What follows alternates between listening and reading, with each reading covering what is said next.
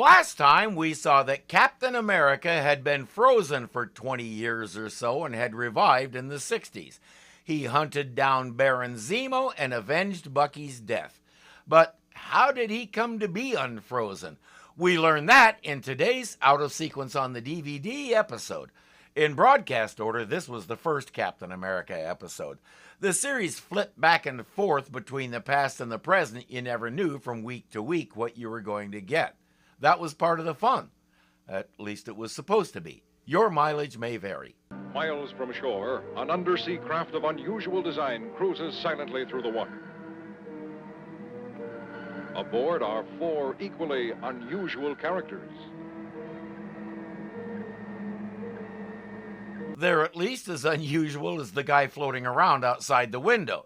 They don't know who he is yet, but they pull him in. Who can he be? He has some sort of costume. Red, white, blue. Yes. Don't you recognize it? It's the costume of Captain America. The Wasp is right. He's alive. He's not just alive, he's waking up. Oh boy, is he waking up. Bucky! Bucky, look out! You can't kill Bucky. I'll smash you all. Stop him! He's gone mad! I remember now. He's dead.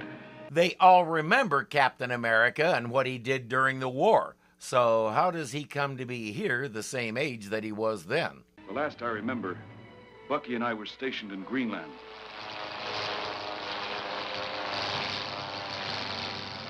A drone loaded with high explosives had broken its moorings.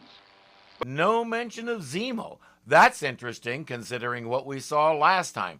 These guys could have been very effective allies in his dealings with Zemo. Bucky leaped on the drone, but was unable to deactivate it without my help. I said last time that Bucky was wearing his uniform when he got blown up. As we can see, he's wearing regular army fatigues and so is Cap. But by the time the Avengers picked him up, he was in his Captain America costume, so we have to assume he wore it under his army uniform, and Bucky did the same thing. So I stand by my comment. I was trying desperately to reach him, but I was unable to hang on. After that awful explosion, I knew that Bucky was gone. Gone forever. As I mentioned last time, an occasion arose where Cap was able to look back through time and view the event from a third-person perspective. He had been wondering if Bucky slipped off at the last moment like he did. What he saw convinced him that no, Bucky didn't survive. So now he had an even better excuse to beat himself up day in and day out. After falling into the cold waters of the Atlantic, I faintly recall sinking down.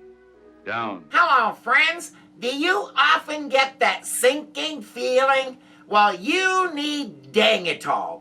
1 dose in the morning and you won't care about anything for the rest of the day. I highly recommend it. Now back to our program. But how can you claim to be that same man? It's no claim. I am Steve Rogers, known to the world as Captain America. If you don't believe me, check out the pose and compare it to the posters. He also says, test me, bring it on. Isn't he something? Stand back! I'll take him! You are big, my friend, but not big enough. A little more sparring and they're convinced. But how can he be Captain America? I must have been frozen in an ice floe and somehow remained in a state of suspended animation. I don't remember which comic it was, but in one of them we saw him frozen in an ice block and some locals were worshiping him as an idol. Namor the Submariner got annoyed enough that he ripped the ice block loose and threw it into the water, and that was how he got where he was when they spotted him. It seems kind of important, so I'm not sure why it was left out here. I'm grateful to all of you for rescuing me. I'm grateful to you all. By the way, who are you? We are known as the Mighty Avengers. In the comics, the Avengers happened kind of by accident. I can't remember what the threat was, but it wound up bringing them together and making them work as a team. When it was all over, they agreed that they should keep doing this. The Wasp said, "We need a cool name like the Avengers," or the others said, "Or nothing, the Avengers it is." Iron Man contacted his pal Tony Stark, and before long they had a headquarters building. And the rest, as they say, got retconned in the movies. I am Thor, god of thunder.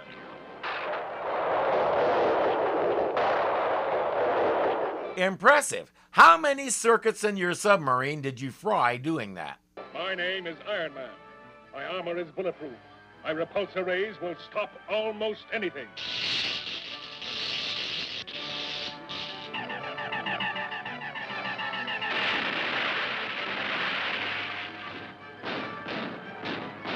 Some guys just feel the need to show off more than the others. We know those two, they have their own shows. Who are the others? And why is the girl the size of a peanut and flying? I am Janet Van Dyne, but you may call me the Wasp.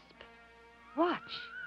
The pill I took enlarges or reduces. My partner is Henry Pym, also known as Giant Man. Isn't he a gorgeous hunk of superhero? Yeah, he's not bad, if you're into dudes, which she very much is. And I too have my pills, see? I am now Ant-Man. Though today I prefer to be a giant man. That voice is giving me trouble. I know it's supposed to reflect his giant-sized vocal cords, but he doesn't get any louder. He just starts talking way in the back of his throat like this. I don't find it convincing. These two have quite a history, and that's just up to the early 70s when I stopped reading. I couldn't tell you what happened to them after that, but I doubt it could be any crazier than what happened before it. Hank Pym started out researching ants and made himself a helmet that let him talk to them. Then he invented a pill that shrank him to their size. Ant-Man had loads of adventures and stopped loads of villains. He kept working on his pills, and by the time Janet Van Dyne became his partner, he had come up with some that would grow him to giant size. They both carried capsules in a belt so they could change size on the fly. Eventually, Hank found a way to eliminate the pills, and they could both change size just by thinking about it. But over time, the strain was too much for Hank's body, and he had to stop being the giant, whose name he changed to Goliath somewhere along the way. He kept doing his experiments, and one day a new hero showed up named Yellow Jacket. He claimed to have killed Hank Pym, but eventually it came out that he was Hank Pym. While she had the opportunity, Janet married him. Some chemicals had messed with his brain and rewired his personality, but once he got his marbles back, he decided to keep being Yellow Jacket. That was the last update I had. And none of it has happened yet. They're still early in their adventures. Now that you have been, well, resurrected, what will you do? I once took an oath to fight for right and freedom. The war Ended many years ago. The victory was ours. But the world will always have need of men like you. So say we all. Your place is with us. Step forward, Captain America. Take your place among the Avengers.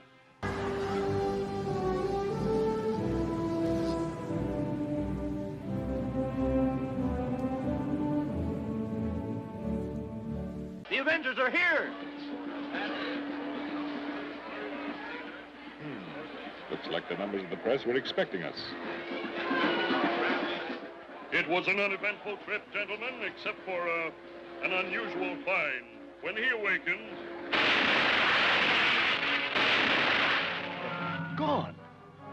And after the smoke clears, in their place are 4 stone statues. One of those cameras isn't a camera, but this guy is a wannabe. He has to use a gadget. The Gray Gargoyle can do that just by touching them. Keep trying, dude. And somebody's missing. He was below sleeping. He has had kind of a rough day. He wanders around noticing how much has changed until he meets a friendly policeman who knew him when. On the advice of the officer and unable to find his friends, Captain America goes to a hotel. I guess he paid for it with his reputation because there's nowhere to carry any money in that suit. Bucky, it's you. You've come back. You're alive. I'm not Bucky. I'm Rick Jones. I'm trying to find the Avengers. But all he found was you, so I guess you're the Avenger now. How did Rick find him? For that matter, how did Rick know to look for him? Just go with it. I know who you are, Cap. But do you know anything that would help to find the Avengers? The cop sent me here. He told me all about you. Little known fact, Rick Jones is also an experienced ventriloquist. My teenage brigade and I are trying to solve the strange disappearance of the Avengers. I'll be glad to help you, Rick. I belong with them now. Cap wants to stop by a newspaper office and get copies of the pictures the reporters were taking. He has a feeling there's a clue in there somewhere. I'm looking for something, but I don't know what. Wait, this one. Does that look like a press camera? It looks like some kind of gun. We've got to find that man. Rick and his friends will help Cap scour the city until they finally find the right guy. Appropriately enough, he goes by Bull. It's him. But there are gunmen present.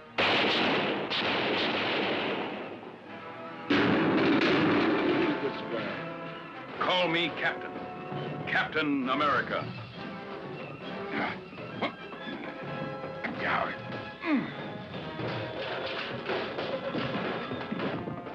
Bull is holding the turn-you-to-stone gun, but it's ineffective because Cap won't hold still long enough for the beam to hit him. With this weapon, I'm gonna blast you out of your skin. When I pull this trigger, it'll be the end of Captain America. Is that what you used on the Avengers? What kind of ghastly contraption is it? Yeah, this is the baby. I stole it from another scientist. Then I turned him to stone. He also can't stop talking long enough to pull the trigger. Hey. You won't need that ray gun anymore, mister. Okay. You got me. Yes, and I'm taking you to the pier to undo the hideous crime you committed. Now, come on. It's great what a little incentive and friendly persuasion will do, isn't it? We are deeply indebted to you, Captain America. Nonsense. You owe me nothing. We're all in debt to Rick Jones, the boy there. He and his teenage brigade helped me track down Bull and his gang. Without him, I couldn't have... Forget it, Cap. Glad I met you, but I've got to be going now. I hate to see him go. But I'm sure we'll meet again. Yes, you will, and when you do, you'll give him a nice reaming for putting on Bucky's uniform. So much for gratitude. Wait, where's that guy with the gun? He's gone! I just turned away for a minute. He's never babysat a toddler, has he? When it comes to crooks and small children, you do not turn your back. The Avengers will ask him to mind the headquarters while they go find this guy. It has all the comforts you could want, and Jarvis the butler will see to your every need. In an old building a few blocks away, Bull and his gang have gathered again. It's named Old Building because it formerly belonged to Joe Old, an eccentric millionaire who liked to mess with people's heads. Bull is using that chain to demonstrate the weakest link principle. The only one without superpowers is Captain America. He's just a glorified acrobat. We catch him alone and finish him. He doesn't know Captain America's origin story, does he? Get him! My shield. He can't hurt you in that outfit. Go, get him! You're right, Bull. This armor stuff is okay. This fight goes on for a full 2 minutes. It includes lots of repeated footage and some great sound effects such as pizzazz, fweet fweet, and foop, which you notice looks like poop when it goes by fast. He knocks the guy in the armor down at least 3 times, and I want to know how the heck he got back up in that thing. So the rest of you were as unsuccessful as I in our all-night search. Yes, I had a fruitless search. How about you, Cap? Did everything go all right? Sure. I had a most relaxing night. You've improved 100%. The night's rest put a sparkle in your eyes. Yep. I think I'm my old self again. Was his old self in the habit of lying to his friends and benefactors? That's rude. When they learn that the whole bunch is in jail and Cap put them there, Thor's gonna make him go stand in the corner on a 1-hour timeout. That'll teach him. When Captain America throws his mighty shield, All those who chose to oppose his shield must yield.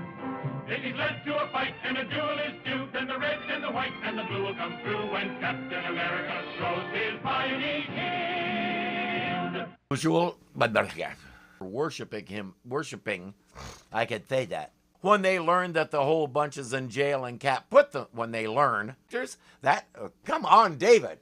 When they learn, come on, quit losing the line. Good grief. Jail, they're in jail, not jail. Nobody put gelatin around them. Good grief.